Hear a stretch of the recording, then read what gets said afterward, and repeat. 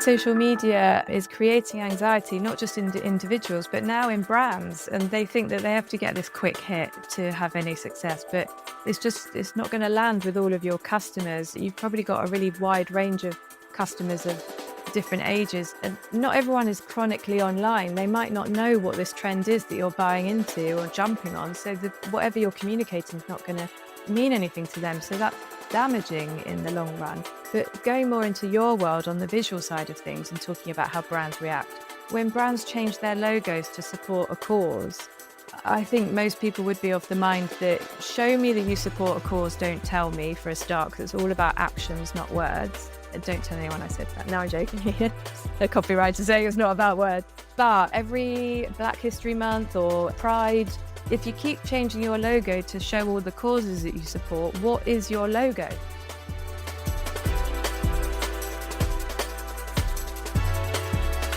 Welcome to the Daring Creativity Podcast, a show about daring to forever explore creativity that isn't about chasing shiny perfection. It's about showing up with all your doubts and imperfections and making them count. It's about becoming more of who you already are.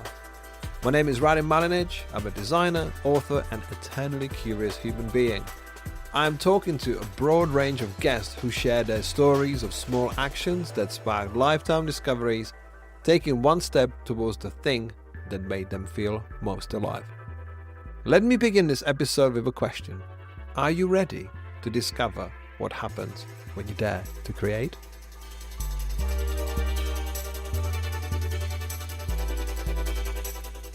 Today I welcome back Vicky Ross, a copywriter and a global tone of voice specialist, to discuss the intersection of authentic creativity and AI anxiety in the modern marketing landscape.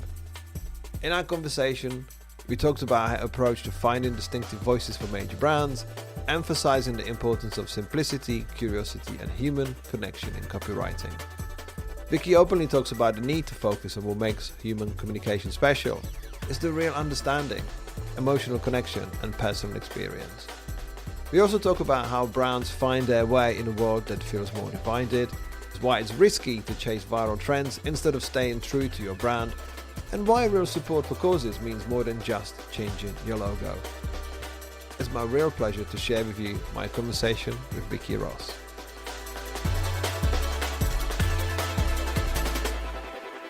Vicky, it's so great to have you back. How are you doing today? I'm good, thank you. Thanks for having me back. How are you? Yeah, I'm grand. It's great to see you. You were my guest number 2, and I thought you need to come back because what I'm seeing, what you put out in the world, how you perceive the world of creativity, the world of copywriting, the world of advertising, there's always valuable insights for me. So I was like, okay, you need to come back, you need to talk to me, and let's see what we can do in the world of AI, emergences of AI, and this sort of uncertainty for creatives. What can we potentially instill and make people slightly less panicky? That's made me sound like I'm a bit of an AI pro, and I'm absolutely not. We'll find out. You're a pro in the world of copy. Yeah, and I have opinions on AI, so yes. And that's exactly the reason why you're back. For those who may not listen to the episode number 2 or don't follow your LinkedIn and other places, how would you introduce yourself? I always say I'm Vicky and I'm a copywriter, and everyone always says to me that is nowhere near close enough to describing who you are and what you do. But I only ever wanted to be a copywriter, so that's always what I say. I guess if I was to elaborate, I am more than a copywriter. I'm a brand and tone of voice consultant. So I find a voice for a brand and help them express themselves. So I'm not very good at that, talking about myself and what I do. Can I write it down? I'm much better at that. You can write it down and I'll put it in the show note. But I think I always say, if you have a problem to explain yourself, you're doing something right, because sometimes people are very set. Oh, yeah, I'm good at this. When people say, when they're quite clear about what they are and what they want to do, I always feel like, is there deviation? Is there leeway? Because if you've got a problem to explain yourself, I think that's a good problem to have. I just like to keep things simple. And I think if you know what a copywriter is, then I don't need to tell you much more. I think sometimes if we get ourselves wrapped up in describing who we are and what we do, we're maybe lacking confidence in what we do. I don't know. Now I sound like I'm lacking confidence in what I'm saying. Anyway, let's move on. Actually, no, I won't let you move on just for a second, because you said if someone knows what the copywriter is, they know what I do. But when you meet mortals in a social setting and you say a copywriter and you meet Gary, the plumbing engineer or whoever, how would you explain the meaning and power of words to someone like him? When I meet normal people and they ask what I do, I say I find a voice for brands. I don't even say copywriter. And they glaze over because that doesn't really mean much to them either. Because I don't think normal people think that brands are talking to them in a certain way, which is why it's so important that we have a voice that stands out as a brand and means something to someone. Because, yeah, people aren't thinking, I wonder what Sainsbury's is going to say to me today. And I wonder how they're going to say it. And wasn't their choice of words really interesting? So, yeah, then it opens up an interesting conversation because, as I say, people don't realize that's what goes on behind the scenes. And then they might say, oh, yeah, actually, because I did notice on an email that I got from them, it was really friendly or something like that. So, yeah, then it turns into a conversation about how they feel a brand fits within their lives. And I'm really nosy and I love it when the conversation goes that way. And I also like talking about other people more than I do myself, which doesn't set us up for a good conversation on a podcast, does it?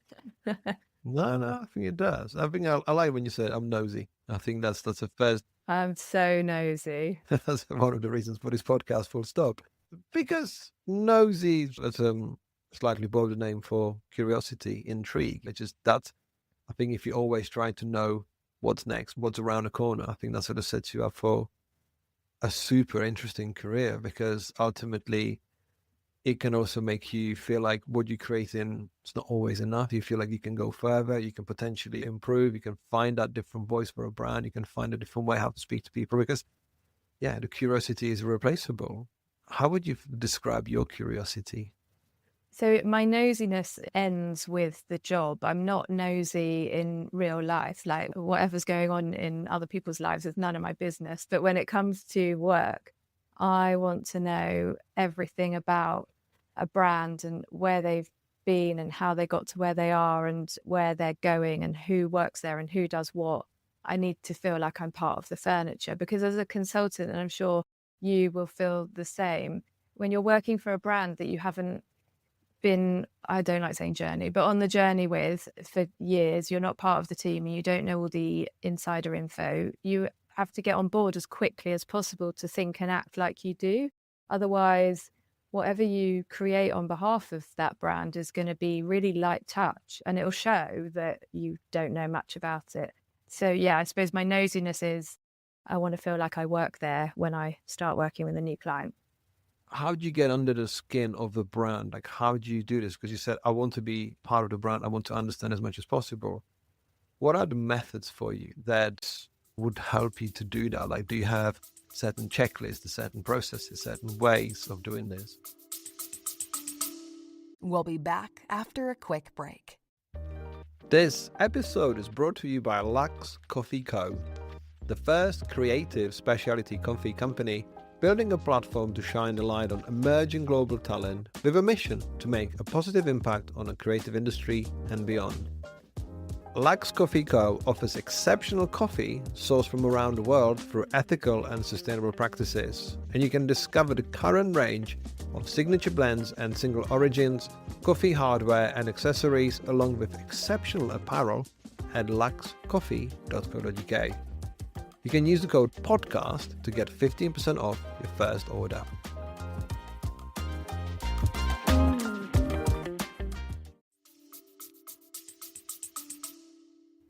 I don't have a process or a checklist. That sounds like I should have. That's an organized way to start a project. But no, I will ask the client to send me everything they feel comfortable sharing. Strategy documents, any reports that they've been working on, any meeting notes, any presentations that have led them to the point where they will contact me. And then I do my own research. So obviously we can always look online and social and find all sorts of things about the people that we're working with. I say people, a brand, but I'll also experience their product or service if I can. So for example, I'm in the middle of working with Formula E at the moment. And when I first started working with them, it was really good timing because they were just about to host their E-Prix, their grand final in London. So I went and there's just no way I would have been able to write what I've written for them had I not been to that day.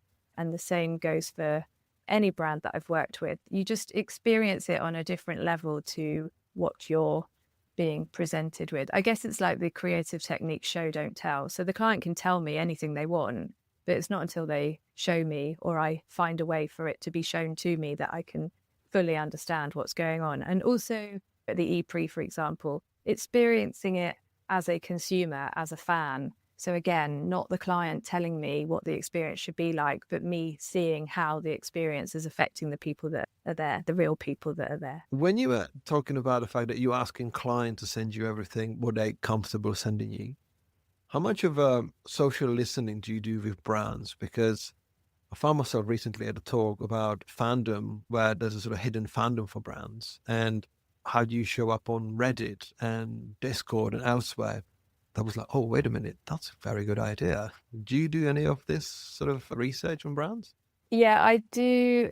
Maybe not as deep a dive as a fandom professional would, but I do have a good look around, because as much as it's important for me to know what a brand is up to, it's equally as important to know how a consumer or a fan is thinking and feeling about the brand or the product. Because if I'm trying to find a voice for the brand to talk to them in, it's got to be in one that's going to mean something to them. So yeah, I do a lot of that. And then when I do talks and workshops, I do always say to whoever I'm talking to, you have a free focus group at your fingertips 24/7. You can see what your audience is, as I say, thinking and feeling at any point. So to ignore them when they're expressing themselves without you asking them to is foolish.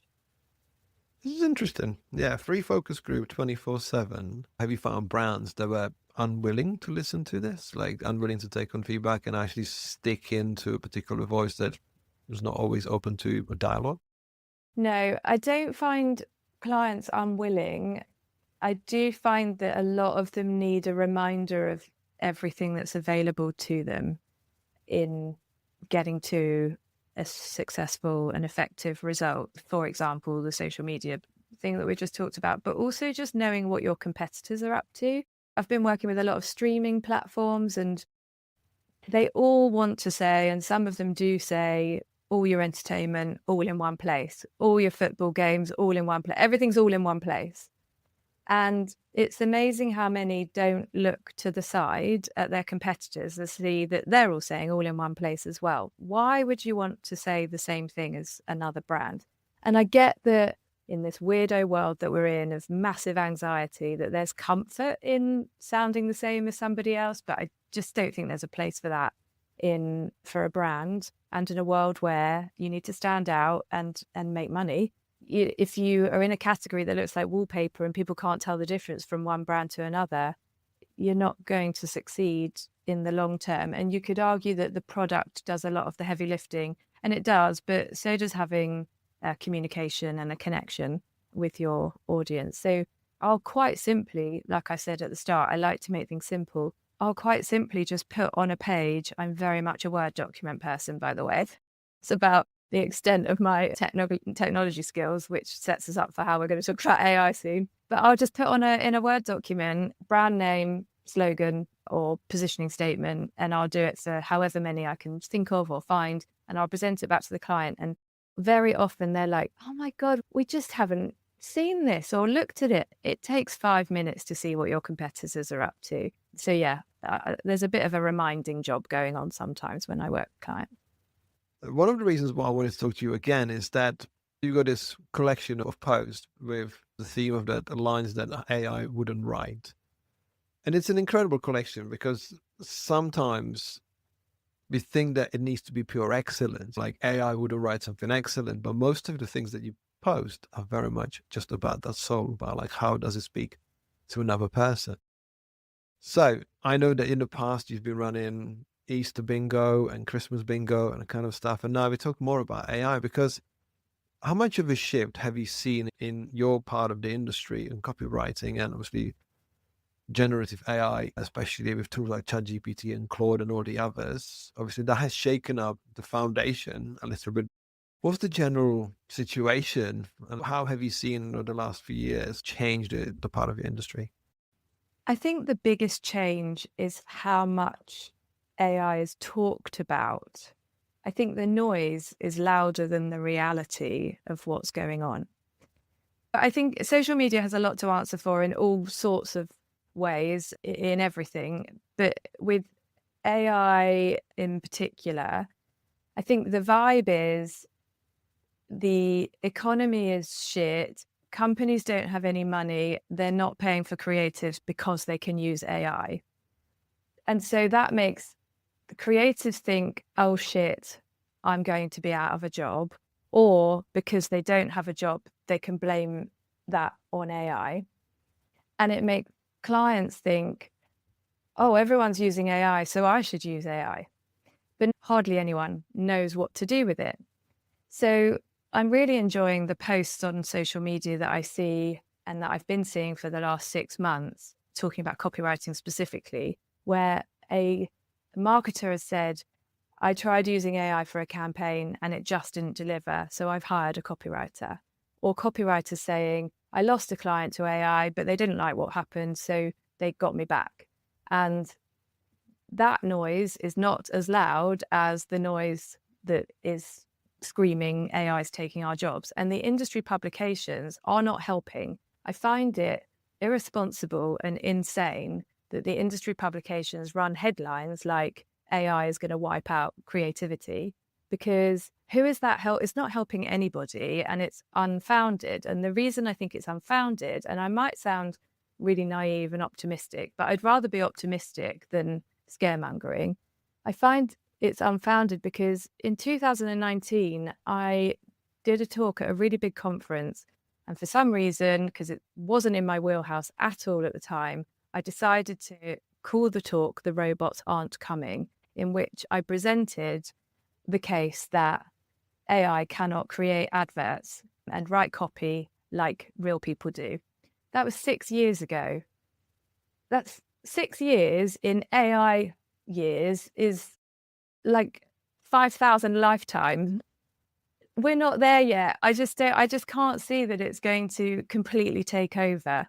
It's just not good enough. And you know what? The clients that do think it's good enough, they were writing their own copy or didn't value copy or didn't know what good copy looked like before the whole AI noise came about. So we didn't want to work for them, or we weren't working for them anyway. So I don't feel like we've lost much, other than the effect on people's mental health has got worse. There is an element, as you said, of irresponsibility from people who write the articles. You can give them the benefit of the doubt because most of the time they're just working out what the hell is going on, and they haven't got that 5,000 lifetimes of experience and reflection and looking at this. Because you said, maybe I'm naive, but when I look at some of these articles, they're showing up right now because it has showed up that you need to potentially change, adapt, or you might be out of a job, because it's not ultimately thanks to AI. It's because of change. The change happens all the time, regardless. And I've been having wonderful conversations with loads of people on this podcast about like how this change manifests itself in a different way. How did it manifest itself before, and actually how we potentially got so much better outcome because of it. Because it would have been lovely to do the one thing that you love over and over every day.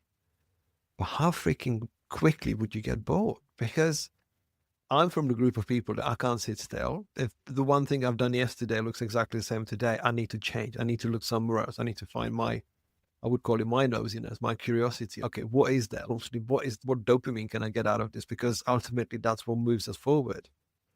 And I believe the people who are finding it hard to adapt to the change right now or understand what's going on, hopefully they want the change to actually happen, because it will ultimately give us progress. It give us ideas of like how we can grow and develop, because the work that you do now as a tone of voice specialist is part of years of change, years of development, years of evolution. I think brands have always found a way to talk, and that might have changed more often, maybe per campaign.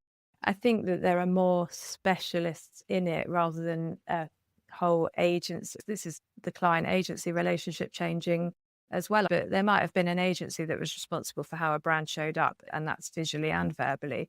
But yeah, there are a lot more jobs I see looking for a head of voice or a voice specialist. Yeah. How I would perceive the history of brand voice would be more of sort of individual headlines that would create these spikes. It's like, this is how we're trying to get your attention so you can notice our product, but would necessarily not think there was a unified document of this is what we say, this is how we do, because social even didn't exist back then either. Yeah, you're right. And also just filtering the voice through everything. So calling the terms and conditions something that's more in line with the tone of voice, and having copy on packaging saying open me or something. Yeah, that was all non-existent or quite rare. So yes, you're right. It's interesting because, yeah, with the social, with what I would call like a fragmented marketing application, when you've got so many different micro channels, making sure that brand speaks to almost everyone and anyone properly all the time. Because ultimately brand exists because they want to manufacture, design, manufacture, sell. But the marketing is such a heavy department now, because if you haven't got it, ultimately you're really being left behind, and people can make their own mind up about what you are rather than you telling them. Yeah, and also I think as a professional working in these departments and brands, you'll have the business map of what's happening and where you're going. But when you come to express yourself and tell anyone what you're up to, you need something that has defined you, that gives you something to hang on to, and that gives the audience something to go on, that helps you express yourself. I didn't really express myself very well or clearly then, but I just think you can't, every time you want to say something, wonder, how am I going to say it today? And then obviously there's the whole brand history. So you need to fall back on something that exists and run with the consistency, because that's what's making somebody recognize you as well. So yeah, I think that branding is here to stay, which seems like such a immature, ill-informed thing to say, like it's obvious. But the concern is that, going back to AI, if copywriters are out of jobs, I don't believe that they are all out of jobs because of AI. There are millions and zillions of brands in the world that all need to say something at some point, and they'll need a copywriter to help them say it in the right way. You mentioned one word quite a few times already. It's an adjective, and it's an outcome which is always so hard to find. The word is simple. To find simplicity, we dream about simplicity, and sometimes we think that simplicity is just because you don't put enough in, then therefore you make it minimal and simple. But would you agree that simplicity is very much an outcome of reduction and just prodding, trying, testing, working out actually what it is? Because every road I've ever seen that sort of ended up with simple was a long one. It's been a key thought for me in a way that I've been working more recently. I've found that big companies are coming to me to help them find their voice, and they have lots of people all writing something every day, and they're not always able to hire a copywriter because it might just be a quick note about some work going on in the office, but it's coming from internal comms, so they want to put it together quickly. You're not going to necessarily, unless you've got a copywriter on the team, commission a freelancer to write a paragraph.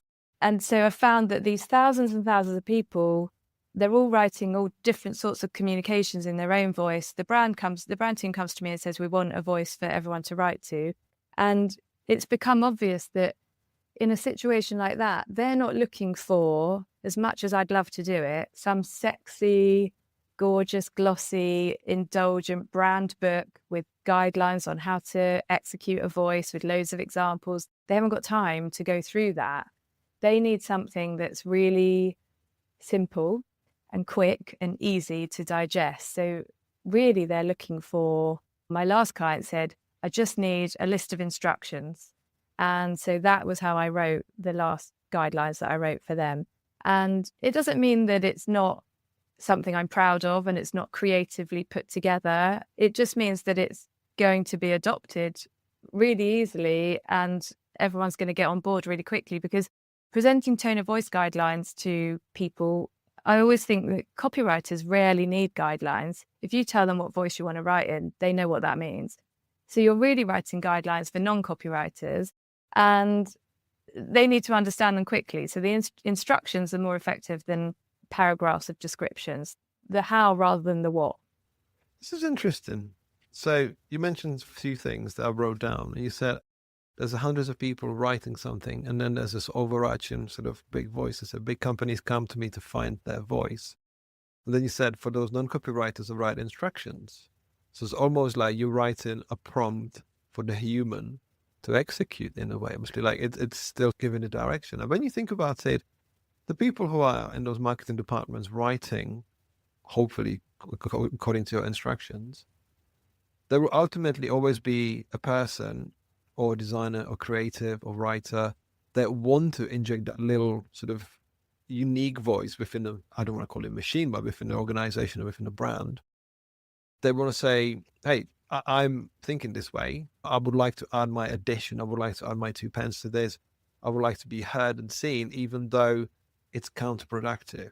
So how do you see those hundreds of little voices working towards one unified brand voice? And how do you find potentially some freedom of expression? I tried to make the guidelines as practical and achievable as possible so that everyone feels like, oh yeah, I can write in this way. And I generally find people are really excited by it. And I think it's maybe a part of the process that gets everybody on board. Earlier this year, I created a voice for JLR. So Jaguar Land Rover have rebranded as JLR, and they've got thousands of people in the company, and they're all writing, and they want one voice.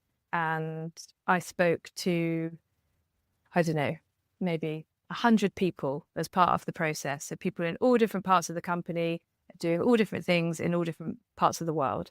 When I asked them to describe what they wanted the voice to be, every single person on every single call said the same one word. And so then I was in no doubt as to what the word to describe their voice would be. I added to it and gave it some more because they needed something else to go on. But it meant that they were all already on board with who and what their brand could and should be. There was nobody I needed to win over because they'd all said the same thing. When I presented it back to them, they all felt like they had their say and they'd been part of this process. So they were excited to then start writing in that voice because we'd come up with it. I was going to say we'd come up with it together. They did it, really. I just wrote it down. What was the word? I can't tell you. I'm so sorry to ask. You see, I'm nosy. That's why I'm here. Well, no, this is the problem with my job, right? I can't show anyone what I do. It's amazing that I get any work because I cannot show. All of my guidelines are under NDA. I envy the people in our industry that are able to share guidelines that they've worked on, because there are quite a few companies that do let them go out. Monzo even put them on their consumer-facing website. But yeah, I haven't worked with anyone where I've been able to publish them. So unfortunately, yeah, I have to just keep them close to my heart. Yeah. Okay, we can all imagine the word. But I think there's one thing you just said, and I remember that was a conversation we had last time. You said that after you left Sky, you had lots of working relationships with people who have taken you with them wherever you go. And in a highly visual 24/7 LinkedIn bragging sort of society culture, whatever you want to call it, I think a lot of people still believe that you have to show your work to get work. And there's a paradox in it because you are busy as you ever been and you can't even show any work. And you realize it's not really what that is about. It's nice to see it out there and see it's working because ultimately that's our job. And you see sometimes people that say they complain about the fact that I can't show any work because it's under NDA and therefore I'm not getting any new work. And I'm like, you don't have an NDA problem. You've got new business strategy problem. This is where the things go. Like, it's just, we find a model that just works with the existing relationships because it was ultimately Drayton Bird in one of your Copy Cabana talks. I love the man. I love that talk.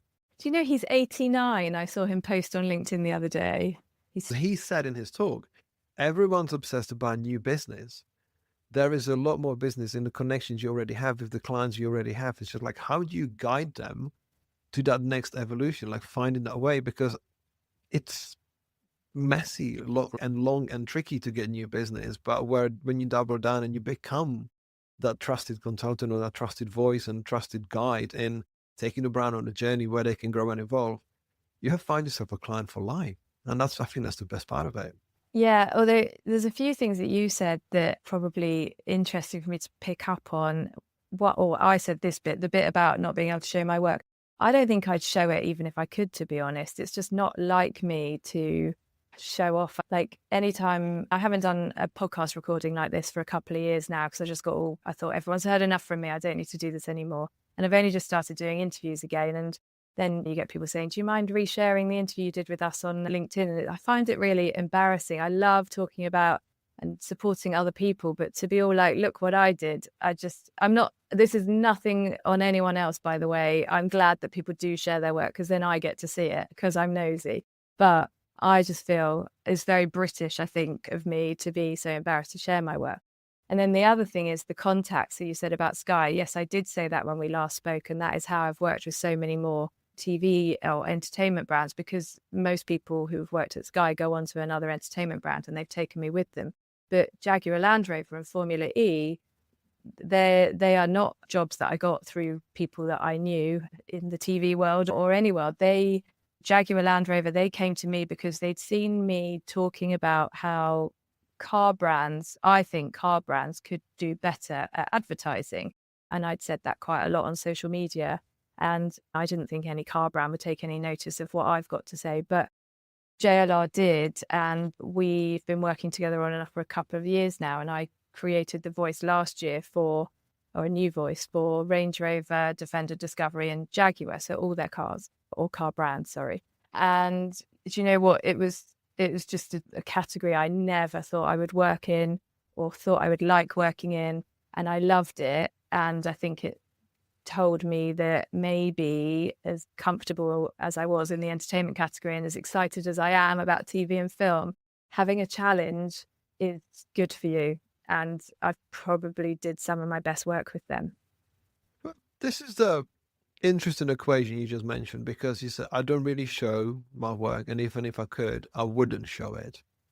But what you do is your generosity, because you always talk about other people's work. You always point out like how things could be better. And this is ultimately how you show up in the world, because it's from a place of care, from a place of soul, and from a place of interest of like, how can we push this all together a little bit further? Because you're very active. You post and you share and you add your voice. And I think that's how ultimately you show other people how you think and what you can bring to the table. Because let's be honest, lots of people can design, lots of people can write, lots of people can do lots of things. But who are you going to sit next to at a dinner table is the person that you want to learn something from. So you're going to go, hey, I'm here for you because I can learn something from you. So I think your strategy, if it's that strategy, or if your nosiness, your intrigue, and your generosity, that's ultimately what you put out there. Because I told you before our conversation, because you were my second guest on my podcast, and we're backtracking nearly to 2 years ago, we recorded this first episode. And thank you for being back if you are taking a sabbatical from these conversations. Well, I like you. That's different. I was happy to come back and talk to you. Oh, thank you. That's a nice compliment. And I totally forgot my question. Sorry, I interrupted. Strategy. I'm going to interrupt you. I'm going to carry on interrupting you. So yeah, you say about my strategy every week is to not be on social media as much as I am. And every week I fail because I think my nosiness keeps me on LinkedIn because I want to see what everyone's up to. And then just in the AI noise, I think I've gone even harder on supporting others and sharing their work, because I just think, why not? It takes nothing to help somebody else. I do it because I genuinely care about the craft and I want copywriters to stay valued and employed. And so if I can do anything to help in that regard, and that means being on social media all the time, then I absolutely will. So yeah, it's not a strategy. It's just, I think I said this when we last spoke. I just like to see what's going on and I like to share stuff. I work on my own. Social media is my place to talk to people. But yeah, I am concerned every day that I post too much. What you post luckily is of value. Luckily, you're not of a questionable character trying to justify your existence on LinkedIn or following a template or trying to gain followers so you can tell other followers how to gain followers. But again, it's out there. There's a shape, there's a template, and people can do whatever they want with it. But ultimately, what is the outcome? What you want to bring to it? Because when everything's all said and done, when you switch it off, it's what you've created elsewhere. When you own the traffic, when you own your content, when you own your thinking, your creativity, that's what matters. So I've regained my thought, because what you were talking about earlier. It's like it was giving people space to be seen through your, let's say, through your own channel, just to get people to see whatever. Because is that generosity is what makes you be seen, visible, and appreciated by others. I think it's just showing that you're interested. I think people will want to work with you if you're interested in what you do. If you don't show an interest, then maybe you're not interesting.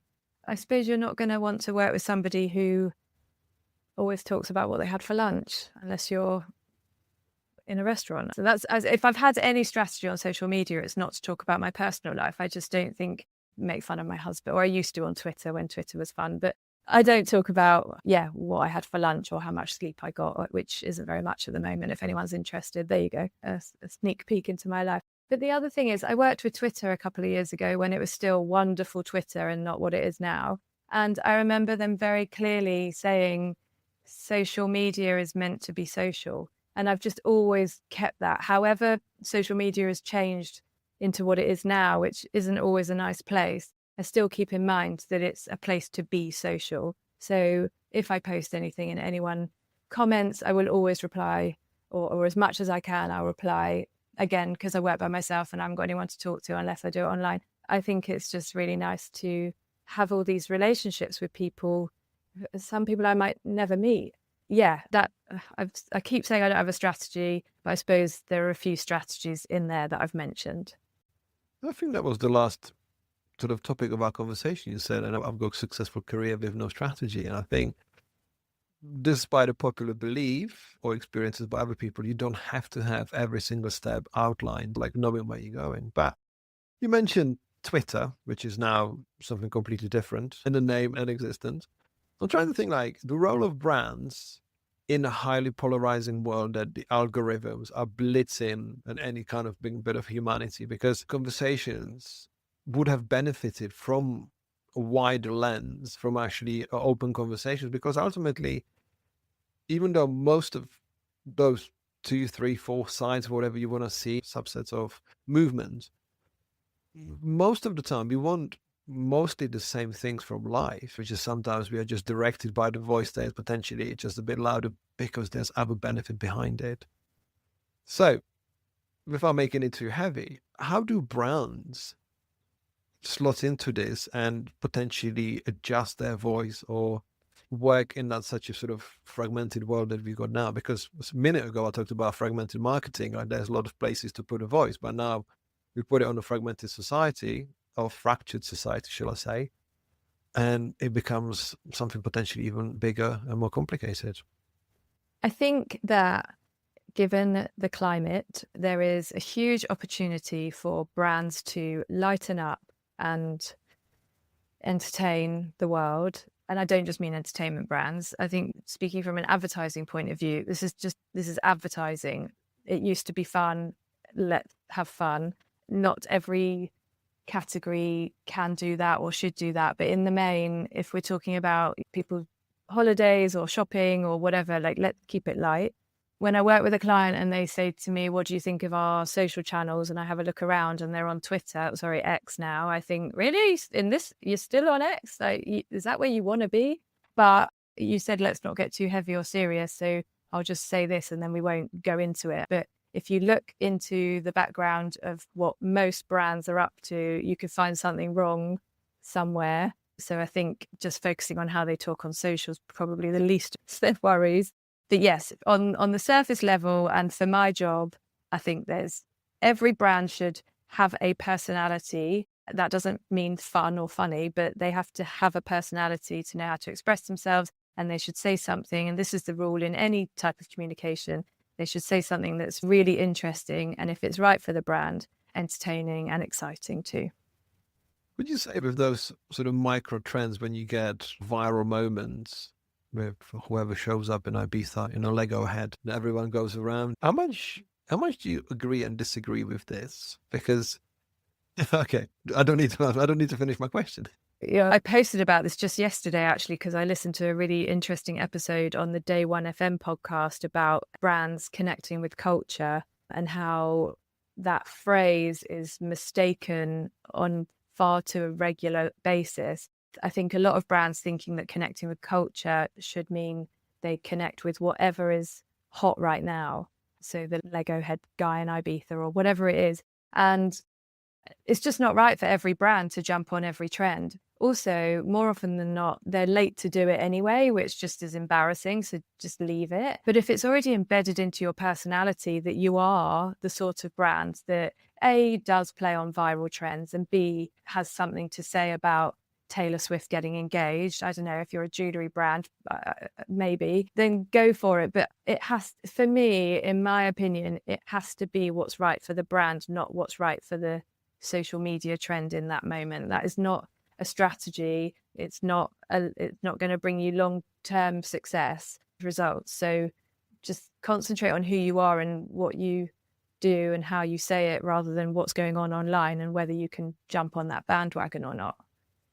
When you don't have a strategy of who you are, what you say, what you're going to do and what you're not going to do. If you remember, once upon a time, we had every brand was celebrating the World Day for single people, for World Day for kittens and coffee cups or whatever. I can't remember any of this. But it was like, if you haven't got a plan, you're going to be talking about all of these things because those are the only sort of things you can hang on and kind of use it as a sort of prompt to create a content. Because when you know what you want to do and what you want to say, then you stick with it. Would you say that we're chasing that sort of almost like the hits of dopamine in favor of damaging long-term strategy or long-term value? Yeah, absolutely. I think social media is creating anxiety, not just in individuals, but now in brands. And they think that they have to get this quick hit to have any success. But it's not going to land with all of your customers. You've probably got a really wide range of customers of different ages, and not everyone is chronically online. They might not know what this trend is that you're buying into or jumping on. So whatever you're communicating is not going to mean anything to them. So that's damaging in the long run. But going more into your world on the visual side of things and talking about how brands react, when brands change their logos to support a cause, I think most people would be of the mind that show me that you support a cause, don't tell me, for a start, because it's all about actions, not words. And don't tell anyone I said that. Now I'm joking. The copywriter saying it's not about words. But yeah, every Black History Month or Pride, if you keep changing your logo to show all the causes that you support, what is your logo?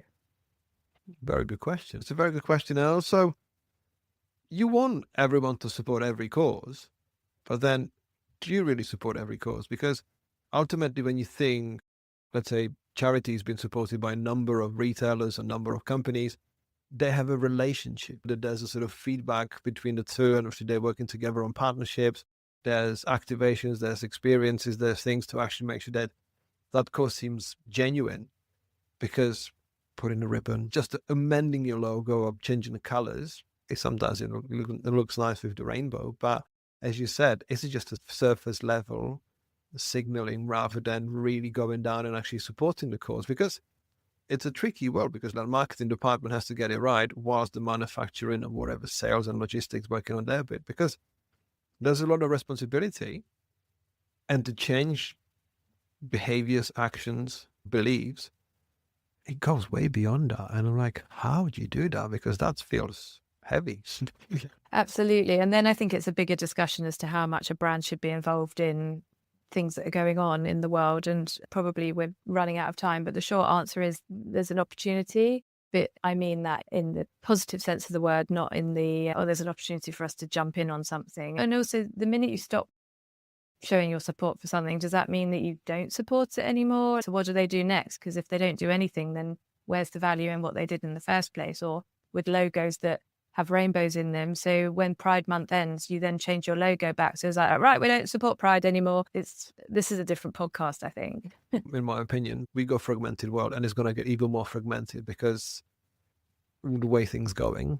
Yeah, how do you try to do this from a point of brand, which again, it's a bit like creating a visual work. 50% of people will not like your brand, or don't use your brand, or don't buy your brand, but you want to speak to those people potentially because they can become a customer. So we started this conversation with a little bit of a hint of talking about headlines that AI couldn't write.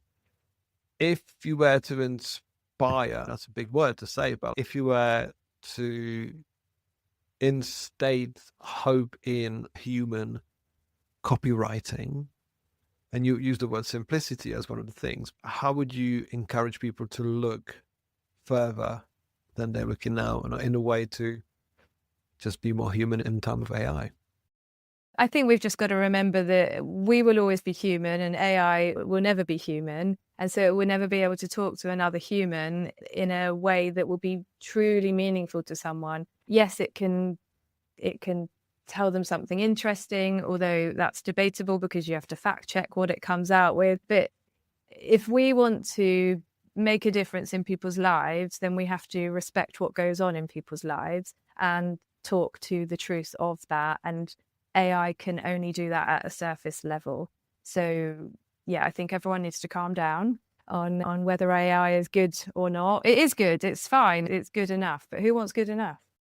Especially when you look at the fact when they say currently it's got the mind of a college student or whatever their level, they say it's as intelligent as that.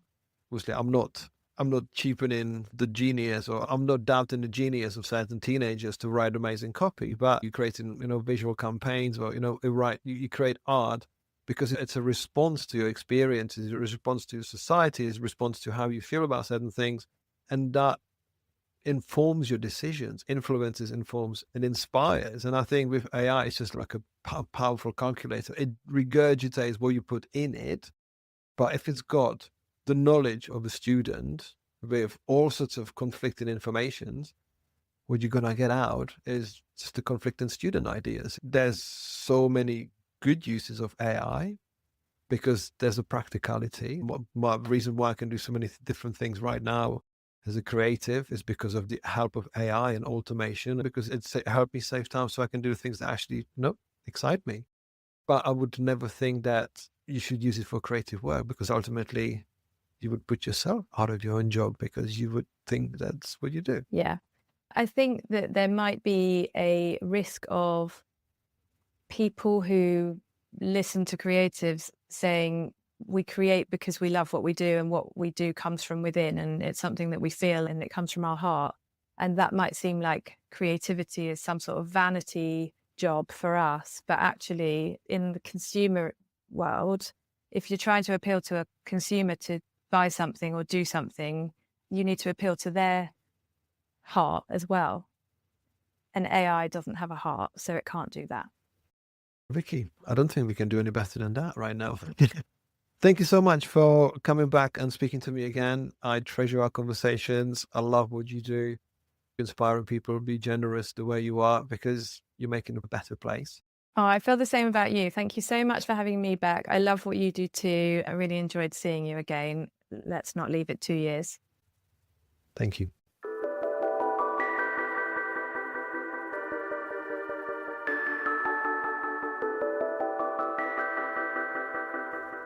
Thank you for listening to this episode of Daring Creativity Podcast. I'd love to know your thoughts, questions, and suggestions. So please get in touch via the email in the show notes or social channels. This episode was produced and presented by me, Radim Malinic. The audio production was done by Neil Mackay from 7 Million Bags Podcast. Thank you, and I hope to see you on the next episode.